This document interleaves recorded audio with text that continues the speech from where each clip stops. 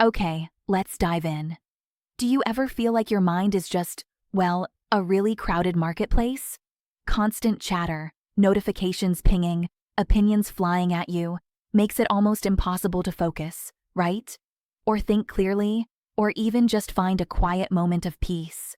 Yeah, absolutely. Maybe you struggle with that persistent mental fog, or you get stuck in that loop of overthinking things. Oh, definitely. Feeling constantly pulled in like a million different directions by demands and data. It's a really common feeling these days, isn't it? It absolutely is. I mean, we're just inundated. Data from every angle telling us how to act, what to believe, how to live. And you'd think, more information sounds good, sounds beneficial. Yeah, you would think.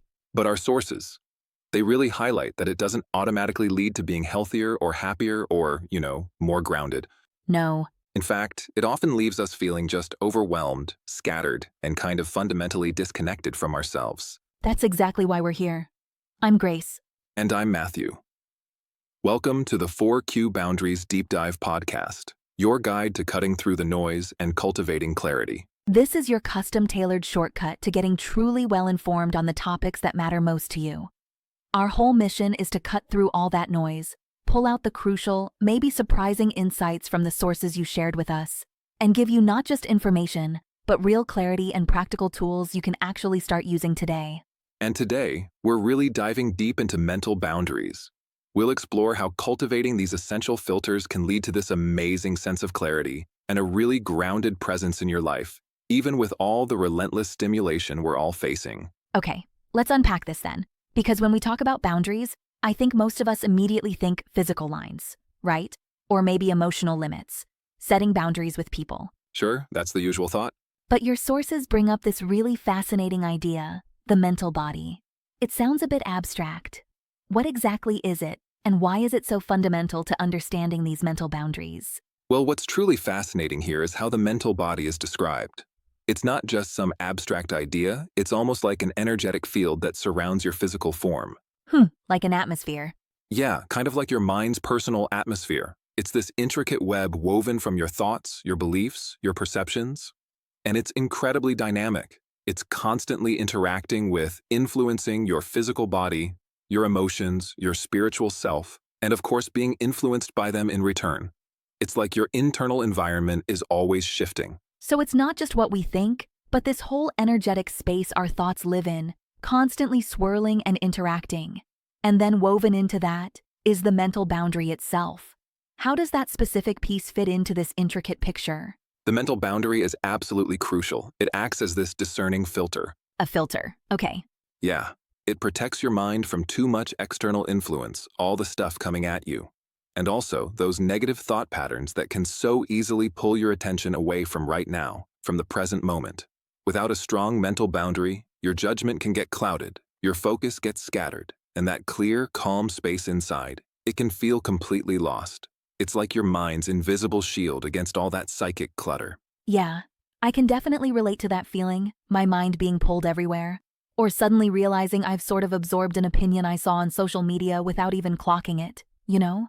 Right? It just seeps in. So if we can strengthen this mental boundary, what's the actual tangible payoff for people in their day-to-day life? Why does this matter so much? Well, connecting it to the bigger picture, a strong mental boundary is what allows you to maintain real clarity, like unwavering focus and a deep sense of inner peace. Even with everything going on. Yeah, even with that constant flood of information in our modern world, it helps you stay anchored, truly present, instead of getting lost in, say, anxieties about the future or regrets about the past. And the really profound insight here, I think, is that this isn't about following rigid rules or some kind of dogma. It's about genuine self-discovery.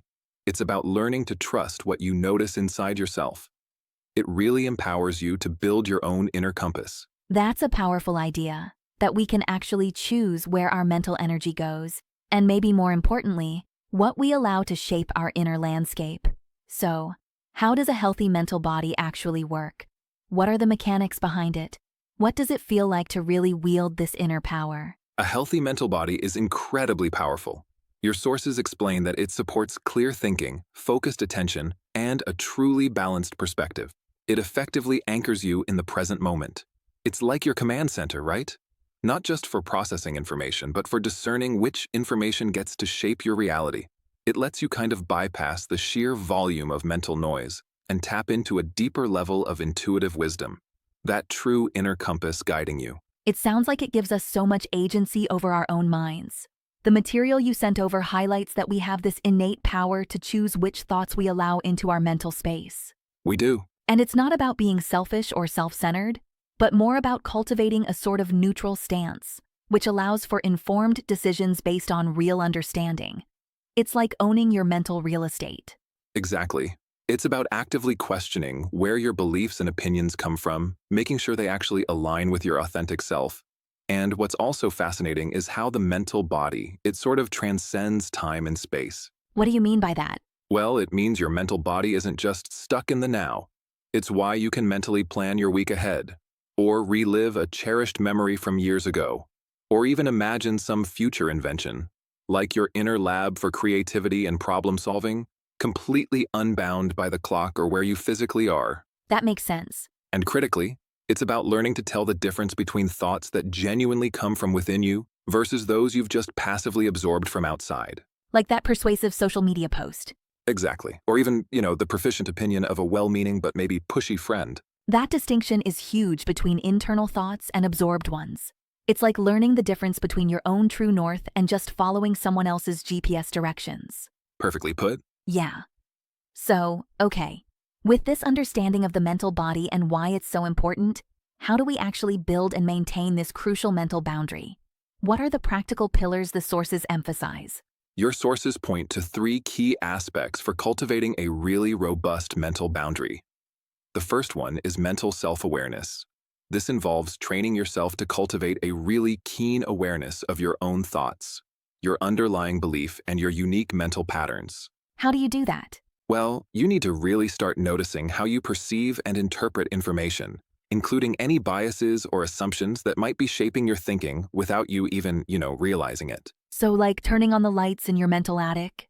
Kind of, yeah. Seeing what's actually stored up there. That idea of becoming an observer of your own mind is fascinating. It's like stepping back to see the whole forest, not just the individual trees you're bumping into. But once you've observed those patterns, what's the next step? How do we actually manage what we're seeing up there? That leads right into the second aspect, thought management. This is about learning to identify and then actively challenge those negative or limiting thought patterns you become aware of. It's about developing the ability to discern, okay, is this thought internal truly coming from my core self, or is it one of those absorbed external influences? And then choosing what to do with it. Exactly. Then actively choosing whether to engage with it or to just release it. It's like being the editor of your own mental script. I like that. And then the third aspect, which feels so relevant in our hyper-connected, always-on world, is focus and presence. Oh, absolutely. It feels like this is the antidote to that crowded marketplace feeling we started with. It absolutely is. This is all about strengthening your ability to focus your attention, to resist that relentless pull of distractions, and to truly stay present in the moment. Which is hard. It is. It's vital in a world of constant stimulation where our minds are so easily pulled away from what's right in front of us, often into just a vortex of external noise. So if we put all this together, a healthy mental body, a strong mental boundary, what's the real payoff? If someone invests time and energy in these practices, what can they expect to feel or experience differently day to day? The benefits are truly transformative, honestly. We're talking enhanced clarity, significantly improved focus, a deeper and more abiding sense of inner peace, and a truly grounded presence, even when things feel chaotic or there's intense information overload. And strong mental boundaries also really help with emotional regulation. That's a big one. How so? Well, when you can discern your own thoughts from all that external static, you're far less likely to just overthink situations or spiral into negative patterns. It makes you less reactive to external events. You gain this incredible emotional resilience. It really connects to overall well-being then, doesn't it? Your source has even mentioned a link to mind-body balance, suggesting that regulating thought patterns can actually promote greater physical well-being and maybe even prevent some stress-related ailments. That's a huge holistic takeaway. It really is. The connection is deep. But let's be real. It's not always easy to keep these boundaries intact, is it? What are the biggest challenges people face? You're right. It's definitely not always easy.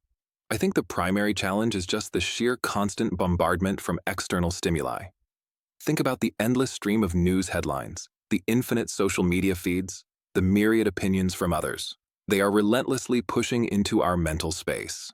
And this often leads to this tendency for just passive absorption of information, which is the complete opposite of active, conscious, discerning reflection. And that passive absorption, that's where we can really lose our sense of self, right?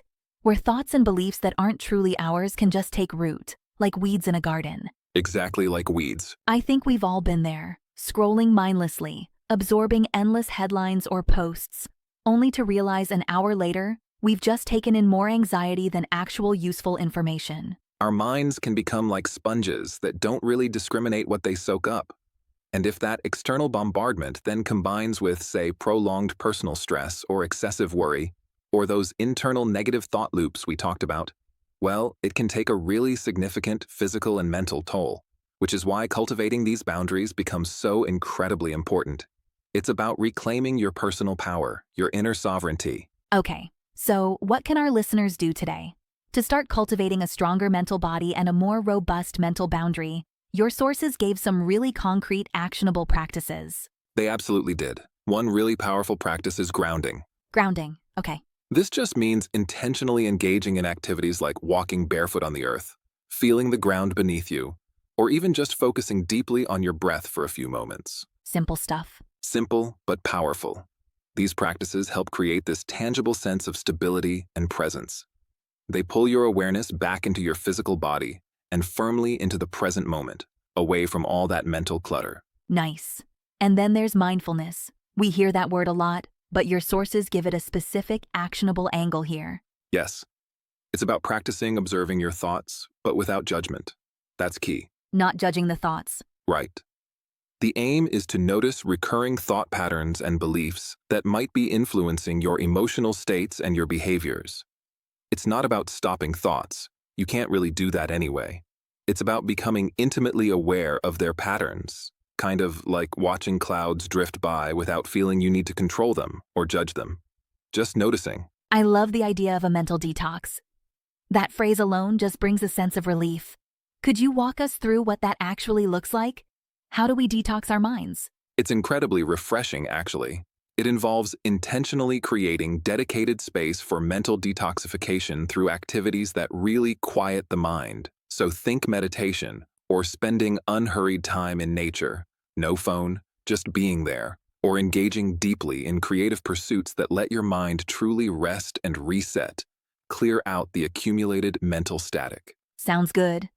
And finally, a very practical tip, maybe the most vital for our digital age: curate your mental input. Oh, this is absolutely vital for maintaining your mental boundaries. It means being exquisitely mindful of the information you consume. What you let in? Exactly.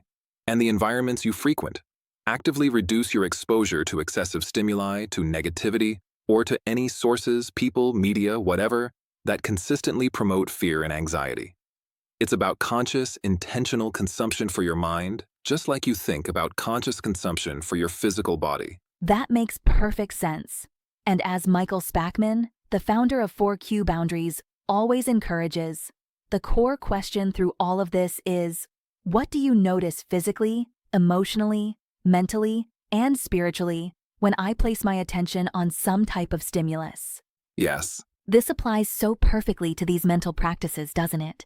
Inviting you to just observe your own internal experience as you try them out. It's the ultimate self-discovery tool, really. It allows you to build your own personal boundaries based on your unique awareness and experience, not on abstract dogma or some external theory someone else came up with. Right. It truly empowers you to define what resonates with your authentic self. This deep dive into mental boundaries, it's just one essential piece of a much larger and, frankly, incredibly insightful framework. If you're finding these insights valuable and you want to keep building conscious boundaries on all 4 key levels, physical, emotional, mental, and spiritual, we really invite you to engage further with the 4Q Boundaries framework. Yeah. You can join the 4Q Boundaries membership. It offers continued learning and support. You get unlimited access to all the basic and advanced fundamentals audio training courses. There's dedicated community support and ongoing learning, ensuring you stay up to date on the latest boundary insights and can keep deepening your practice. And there are options. You can choose the Bounder Builder monthly pass. It's just $25 a month. Offers great flexibility, lower upfront cost. Perfect if you're just starting or want to explore. Yeah, an easy way to dip your toe in. Or for a full year-long journey of self-discovery and really deepening that practice, you can opt for the Embrace Your Power membership. That's $250 for the year. You can find all the details and sign up easily right on the website. We truly believe in empowering you to redefine yourself into the image of who you want to be rather than, what you've maybe been molded into by external pressures. Well said. That's all for this deep dive. Thank you so much for tuning in and joining us on this exploration of cultivating mental boundaries. And please join us next time. We'll be delving into the intricate world of your spiritual boundaries, exploring how to maintain that essential connection to your inner essence while staying profoundly grounded right here in the present moment. Ooh, looking forward to that. And as you go about your day, here's a little thought to ponder. If your mental space is truly your command center, what opinions or information do you currently hold that you might have just passively absorbed rather than actively consciously chosen? What would it truly feel like to genuinely own every single thought that guides your life?